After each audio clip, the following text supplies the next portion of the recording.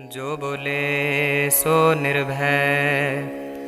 भगवान वाल्मीकि जी महाराज की जय। जो बोले सो निर्भय। श्री श्री 108 सतगुरु गुरु ज्ञाननाथ जी महाराज की जय।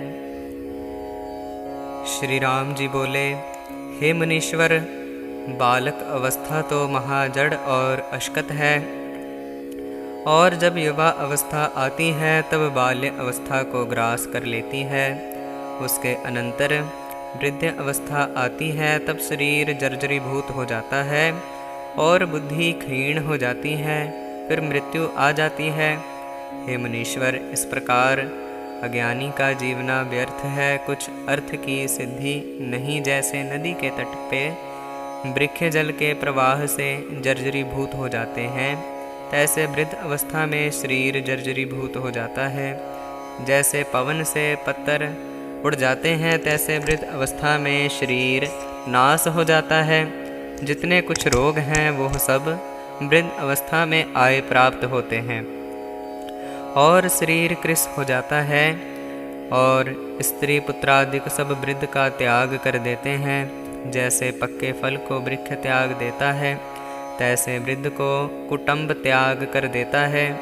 जैसे बावले को देख के हंस के बोलते हैं कि इसकी बुद्धि जाती रही है, तैसे ही इसको देख के हंसते हैं। जैसे कमल का फूल बर्फ पड़ने से जर्जरीभूत हो जाता है, तैसे जरा अवस्था में पुरुष जर्जरी भाव को प्राप्त होता है, और शरीर कुबड़ा हो जाता है, केश श्वेत हो जाते हैं, शक्ति क्षीण हो जाती है। जैसे चिरंकाल के बड़े वृक्ष में घुन लग जाता है, तैसे ही इसमें कुछ शक्ति नहीं रहती है। हे मुनीश्वर, और भी सब कृत क्षीण हो जाती है, परंतु एक आशक्ति मात्र रह जाती है। जैसे बड़े वृक्ष पर उलूक आए रहते हैं, तैसे इसमें क्रोध शक्ति आई रहती है, और शक्ति सब क्षीण हो जाती है। हे मुनीश्वर, जरा अवस्था दुख का घर है। जब जरा अवस्था आती है तब सब दुख इकट्ठे होते हैं, उनसे पुरुष महादीन हो जाता है। और युवा अवस्था जो काम का बल था, सो जरा में क्षीण हो जाता है, और इंद्रियों की शक्ति घट जाती है, उनकी चपलता का अभाव हो जाता है।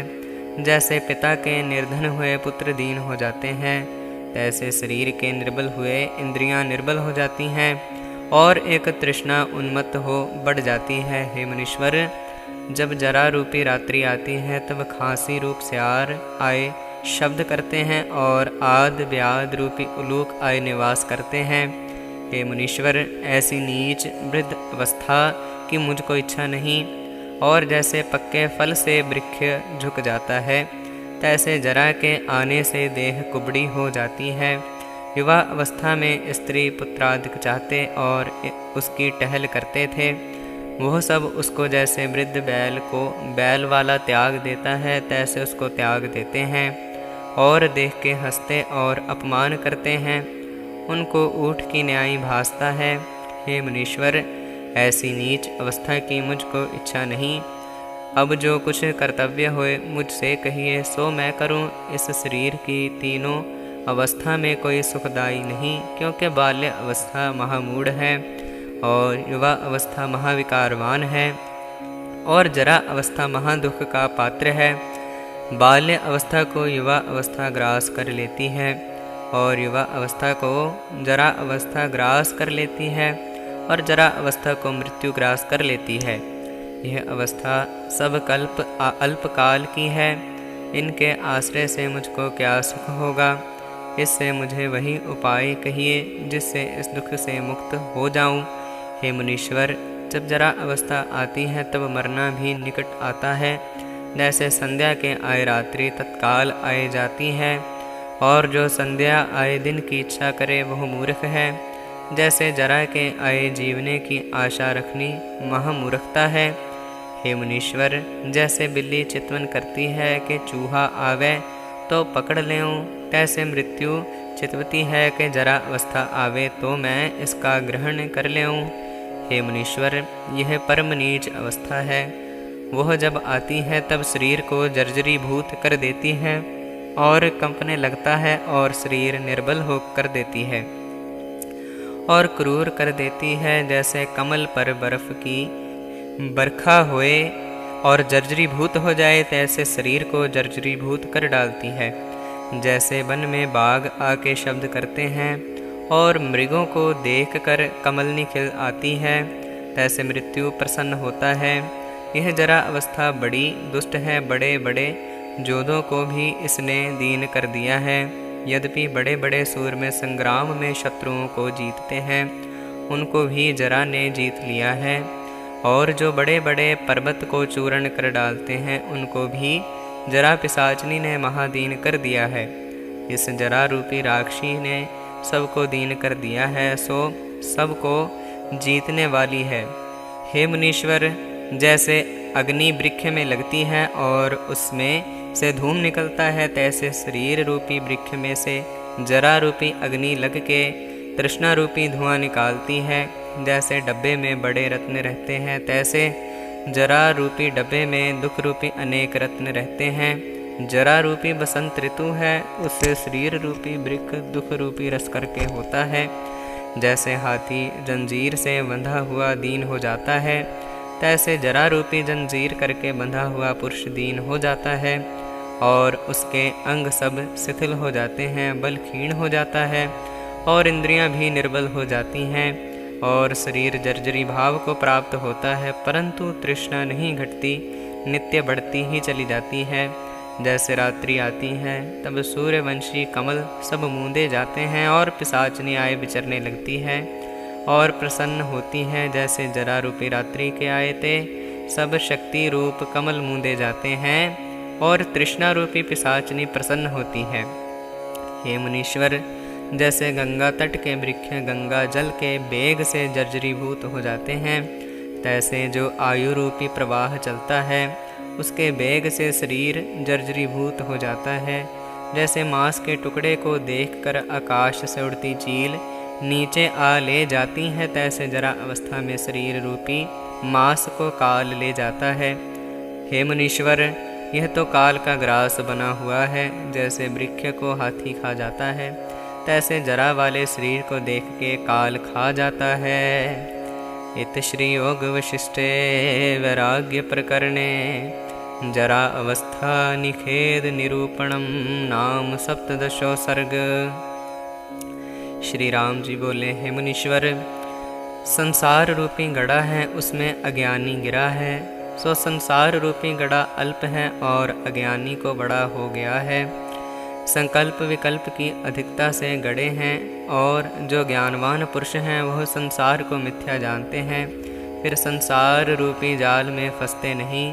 और जो अज्ञानी पुरुष है वह संसार को सत्य जानकर संसार की आस्था रूपी जाल में फंसते हैं और भोगों की वांछा करते हैं। वह ऐसे हैं जैसे दर्पण में प्रतिबिंब देखकर बालक पकड़ने की इच्छा करता है, तैसे अज्ञानी संसार को सत्य जानकर जगत के पदार्थों की वांछा करता है कि यह मुझे प्राप्त होए, यह ना होए। यह सब सुख नाशवंत है। अभिप्राय यह है कि आते हैं और जाते हैं, स्थिर नहीं रहते। इनको काल ग्रास करता है। जैसे पक्के अनार को चूहा खा जाता है, तैसे सब पदार्थों को काल खाता है। हे मुनीश्वर, यह सब पदार्थ काल ग्रसित हैं। जैसे नेवला सर्प को भक्षण कर जाता है, तैसे बड़े बड़े गंभीर बलि सुमेर ऐसे पुरुष को काल ने ग्रसित किया है। जगत रूपी एक गूलर का फल है, उसमें रस ब्रह्मादिक है, उसका वन ब्रह्म रूप है। उस ब्रह्म रूपी वन में जितने वन हैं सो सब इसका आकार है। यह काल सबको भक्षण कर जाता है। हे मुनीश्वर, यह काल बड़ा बलिष्ठ है। जो कुछ देखने में आता है सो सब इस काल ने ग्रास लिया है। तो और का क्या कहना है। और हमारे जो बड़े ब्रह्मादिक हैं उनका काल ग्रास कर जाता है। जैसे मृग का ग्रास सिंह कर लेता है और काल किसी करके जाना नहीं जाता। खैण घड़ी पहर दिन मास और बरखादिक से जाने सो काल है, और काल की मूर्ति प्रकट नहीं है और किसी को स्थित होने नहीं देता। एक बेल काल ने पसारी है, उसकी त्वचा रात्रि और फूल उसके दिन हैं, और जीव रूपी भौरे उस पर आ बैठते हैं। हे मुनीश्वर, जगत रूपी गूलर का फल है, उसमें जीव रूपी मच्छर रहते हैं। तो जैसे अनार का भक्षण तोता करता है, तैसे काल उस फल का भक्षण करता है। जगत रूपी वृक्ष है, जीव रूपी उसके पत्र हैं, उसको काल रूपी हस्ती भक्षण कर जाता है। और शुभ अशुभ रूपी भय से काल रूपी सिंह छेद छेद के खाता है। हे मुनीश्वर, यह काल महाक्रूर है, किसी पर दया नहीं करता, सबका भोजन कर जाता है। जैसे मृग सब कमल को खाए जाता है, उससे कोई नहीं बचता, परंतु एक कमल इससे बचा है। वह कमल कैसा है कि शांत और मैत्री इसके अंकुर हैं और चेतनता मात्र प्रकाश है, इस कारण वह बचा है। सो काल रूपी मृग इस तक पहुँच नहीं सकता, किंतु इसमें प्राप्त हुआ काल भी लीन हो जाता है। और जो कुछ प्रपंच है सो सब काल के मुख में है।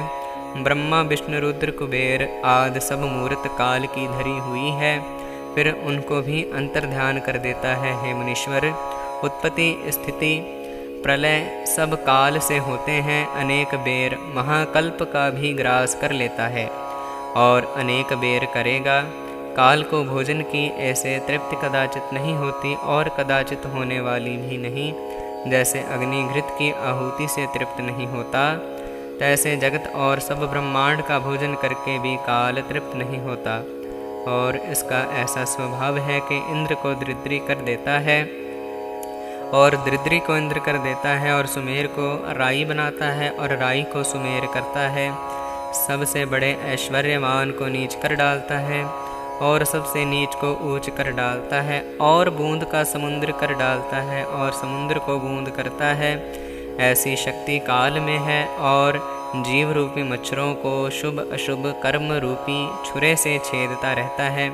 काल कूप का चक्र है, वह जीव रूपी हांडियाँ को शुभ अशुभ कर्म रूपी रस्सी से बांध की कर लिए फिरता है।